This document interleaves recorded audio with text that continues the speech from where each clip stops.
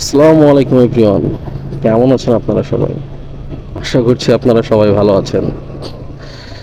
তো চলে আসলাম নতুন একটি ভিডিও নিয়ে। দেখতেই পাচ্ছেন বাইক রাইড করতেছি। এখন আছি শেখপাড়া বাজার, মানে আমার গ্রামের বাড়িতে। হচ্ছে আমাদের শেখপাড়া বাজার। আজকে বাজারের দিন, দেখতেই পাচ্ছেন কাঁচামাল কাঁচা সবজি বিক্রি হচ্ছে। দেখছেন আমাদের রোডের অন্যতম জাউরা বাস গড়াই, কুষ্টিয়া 24 কিলোমিটার। আজকে যাচ্ছি কুষ্টিয়া। কি সুন্দর রাস্তা দেখেছেন? আমাদের এলাকার রাস্তা দেখেন কত জোস। দেখছেন কত সুন্দর? এদিকে দেখেন মাঠ, ডান সাইডে, বাম সাইডে ইসলাম ইউনিভার্সিটির প্রাচীর, ভেতরে সব ভবনগুলো আছে। আসলে বন্ধুরা, এলাকা মানে অন্যরকম একটা শান্তি, অন্যরকম একটা সুখ। এটা আসলে বলে বোঝানো যাবে না। আপনারা যে যেখানে জন্ম নিছেন, মানে সেটা তো আপনারা নিজেরা খুব ভালো করেই জানেন যে তার থেকে ভালো, তার থেকে মজার কিছু আর হতে পারে না। আমরা তো কর্মের তাগিদে বাইরে থাকি, যে যে যার যার মতো, কিন্তু দিন শেষে নিজের এলাকা, নিজের ভিটাই কিন্তু সব। আর এমনিতে আমাদের এলাকার রাস্তাঘাট গুলা যথেষ্ট সুন্দর। কুষ্টিয়ার আশেপাশে যারা আছেন তারা তো জানেনই কত সুন্দর আমাদের এলাকাটা। আর যারা বাইরের আছেন তারা আমার মাধ্যমে জানবেন যে আমাদের এলাকাটা কত সুন্দর। রাস্তাঘাট, দুই পাশের গাছপালা কত সুন্দর। এখন তো গাছপালা অনেক কমে গেছে, আগে তো অনেক অনেক বেশি গাছপালা ছিল। এখন তো সব গাছপালা কেটে কেটে বাড়ি বানানো হচ্ছে। তারপরে এই যে দেখুন, পিচ ঢালাইয়ের কাজ সব সময় চলতেই থাকে এখানে। চলে এসেছি মধুপুর বাজার। আমাদের এলাকার সব থেকে বড় কলার হাট এখানে বসে। দেখেন কলা, কত কত কলা। বলতে পারেন ঢাকাতে আমরা যত কলা খাই না, তার অনেকটাই এইখান থেকে যায়। কত কলা দেখেন, আশপাশের অনেক, যে বাইরের থেকে অনেক দূর থেকে কলা আসে এখানে। আসলে এটা অনেক বড় একটা পাইকারি বাজার কলার। দেখেন কত মানুষ, পুরো একটা লেন দখল করে নিছে, দেখছেন? না ট্রাক দেখেন সারি সারি, এগুলো সব ঢাকা যাবে সব। ও আর এটা কিন্তু আমার নানির এলাকা, নানুদের বাড়ি বলে না, নানা বাড়ি, সেটা মধুপুর। যদিও খুব কম যাওয়া হয়। আসলে নানা নানির বাড়ি ততদিনই ভালো থাকে, ততদিনে আদর থাকে, বা ততদিনে আপনার যেতে ইচ্ছে করবে যতদিন আপনার নানা নানি বেঁচে থাকবে। নানা নানি না থাকলে আপনারা তখন ইচ্ছেও করবে না যে আপনি যাই, নানা নানিদের বাসায় যায় আদর খেয়ে আসে। আসলে নানা নানি না থাকলে আদর করবে কারা বলেন? মামারা থাকে, কিন্তু নানা নানি আর মামা তো কখনো এক হয় না বলেন। আপনাদের যাদের নানা নানি ছিল এখন নাই, তারা এই জিনিসটা খুব ভালো উপলব্ধি করতে পারবেন। যদিও আমার ক্ষেত্রে বিষয়টা একদমই ভিন্ন, কারণ আমি জন্মের পর থেকে আমার নানা নানি কাউকেই দেখি নাই। কারণ আমার যখন 7-8 মাস বয়স তখন নাকি আমার নানি মারা গেছে। আর নানাকে তো আমার বাবাও দেখে নাই। আমার আম্মু যখন ছোট তখন আমার নানা মারা গেছে। দেখুন, এটা হচ্ছে মধুপুর গরুর বাজার, অনেক বড় গরুর বাজার এখানে। কোরবানিতে আমরা গরু কিনতে আসলে দেখি অনেক বড় গরুর বাজার। ওয়াও, কি সুন্দর ধান ক্ষেত দেখেছেন বন্ধুরা? আসলেই মানে গ্রামে আসলে না, প্রেমে পড়ে যায়, একদম প্রেমে পড়ে যায়। জন্মের পর থেকে দেখতেছি আব্বু ব্যবসা করে।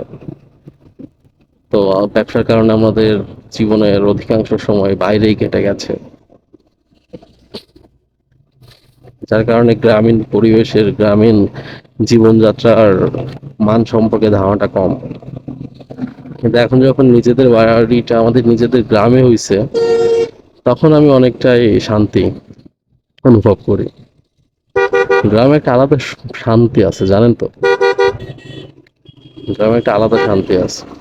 এটা আসলে আপনারা যারা গ্রামে থাকেন তারা তো জানেনই। আর যারা শহরে থাকেন, গ্রামে যান বেড়াইতে, তারা তো আরো বেশি উপলব্ধি করতে পারেন যে গ্রাম কত সুন্দর, কত মনোরম, কত শান্তির, তাই না? এদিক থেকে তো আমার সঙ্গে একমত হবেন, তাই না? যে গ্রাম আসলে মনোরম, অনেক শান্তির। হ্যাঁ, টাউনের মতো এত সুযোগ সুবিধা হয়তো নাই ঢাকা শহরে বা যে কোনো জেলা শহরে যারা বাস করে, সুযোগ সুবিধাটা অনেক বেশি থাকে, তারপরেও গ্রাম অনেক সুন্দর। আমাদের এলাকার রাস্তাঘাটে ভিউ দেখলেই মনটা ভরে যায়। যদিও এখন সব জায়গায় রাস্তাঘাটের অবস্থা খুবই ভালো হয়ে গেছে, অনেক সুন্দর এখন রাস্তাঘাট প্রতিটা জেলাতেই। যেহেতু টুকটাক ট্যুর করা হয়, অনেক জেলাতে যাওয়া হয়, দেখছি তো এখন আসলে অনেক সব জায়গায় রাস্তাঘাট মোটামুটি অনেক ভালো হয়ে গেছে। আপনাদের মাঝে তো শেয়ারই করা হয়নি যে কুষ্টিয়া কেন যাচ্ছি। কুষ্টিয়া যাচ্ছি হচ্ছে খাজানগর, খাজানগর বাজার বলে। এটা হচ্ছে চাউলের বড় পাইকারি মার্কেট, মানে আড়তদাররা, আড়তদার বলে ভুল হবে। এটা হচ্ছে আপনার চাউলের পাইকারি, যার চাল তৈরি করা হয় আর কি, auto rice mill, Kushtia Khajanagar. দেখবেন টিভিতে যখন চাউলের দাম বাড়া করার খবর শোনায়, তখন দেখবেন সবার আগে কুষ্টিয়া খাজানগর মোকামটাই দেখানো হয়। কারণ কুষ্টিয়া খাজানগর বাংলাদেশের মধ্যে চাউলের জন্য অন্যতম বড় একটি চাউলের বাজার বা মোকাম। তো এখন বলতে পারেন ওইখানে আমার কাজ কি, আসলে আপনাদেরকে তো শেয়ার করা হয়নি। গাজীপুরে যে আমি থাকি, গাজীপুরে আসলে আমি করিটা কি, গাজীপুরে আমি আসলে চাউলের হোলসেল করি, আর ব্যবসা আমি দেখাশোনা করি, বলতে পারেন ম্যানেজার। তো চাউলের হোলসেল করি, তো চাউল তো কিনতে হয়। আমরা সেই চাউল এখন কিনতে যাচ্ছি কুষ্টিয়া খাজানগর। সারা বাংলাদেশ থেকে আসে, বগুড়া, দিনাজপুর, তারপর এই সাইডে ময়মনসিংহ, সব জায়গা থেকে আসে। তারপর বিভিন্ন বর্ডার আছে, হিলি বর্ডার আছে দিনাজপুরে, এদিকে বেনাপোল আছে, সব জায়গা থেকে আসে। ওয়াও, দেখেন এটা কি জোস! সব জায়গা থেকে আসে চাউল, কিন্তু কুষ্টিয়া থেকে সব থেকে বেশি যায়।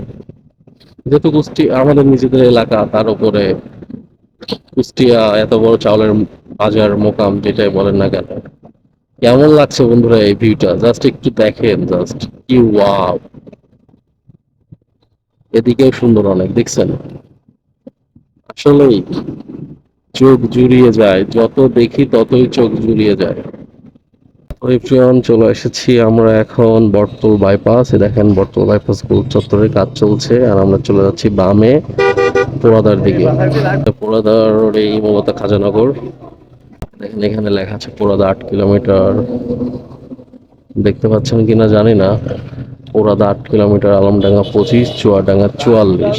এখন বন্ধুরা এই যে এখানে ধান আনলোড হচ্ছে, এই সাইডে দেখুন শুধু ট্রাক আর ট্রাক। দেখুন সব ধান আনলোড হচ্ছে, এগুলো সব অটো রাইস মিল ভেতরে। প্রতিটা অটো রাইস মিল এখানে চাউল তৈরি করা হয়। দেখতে পাচ্ছেন আপনারা সবকিছু এখন, আশা করি। এই দেখুন অটো রাইস মিল, এই দেখুন অটো রাইস মিল। মানে এটা হচ্ছে খাজানগর শুরু, প্রভুরহাট কদমতলা বলে। মানে এখানে আপনি শুধু এ দেখেন জাফর অটো রাইস মিল, অনেক বড় একটা ব্র্যান্ড এরা। এই যে এই রাস্তাটা, এই দিক দিয়ে কিন্তু চুয়াডাঙ্গা দর্শনা যাওয়া যায়, সোজা গেলে চুয়াডাঙ্গা দর্শনা যেতে পারবেন। এই দেখুন আপনাদেরকে একটু দেখাই, দেশ অ্যাগ্রো ইন্ডাস্ট্রিজ। এইটা হয়তো আপনারা চিনে থাকবেন, বাংলাদেশের অন্যতম চাউলের সব থেকে বড় ব্র্যান্ড দেশ অ্যাগ্রো। তো বন্ধুরা, আমরা আমাদের গন্তব্যের খুব কাছে চলে এসেছি। তো আর বেশি কথা বাড়াবো না, ভিডিওটি এখানেই শেষ করছি আজকের মতো। যদি ভিডিওটির কোনো অংশ ভালো লেগে থাকে, তবে অবশ্যই চ্যানেলটি সাবস্ক্রাইব করতে ভুলবেন না, হয়ে যাবেন আমাদের ফ্যামিলি মেম্বার। তো আজকের মতো বিদায় নিচ্ছি, খোদা হাফেজ।